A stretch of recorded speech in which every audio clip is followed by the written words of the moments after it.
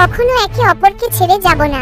Aryan mobile scroll করছে, হঠাৎ এক পুরনো বন্ধুর নাম ভেসে ওঠে।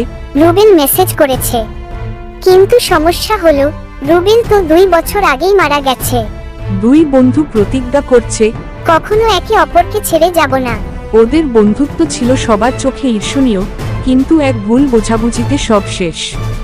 ফোনে লেখা আছে, তুই কষ্টে আছিস জানি, ক্ষমা করে দে ভাই।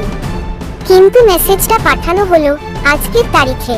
তার মা জানায়, রুবেলের ফোনটা আজ খুলেছিলাম, পুরনো মেসেজগুলো দেখছিলাম, হয়তো ভুলে সেন্ড হয়ে গেছে।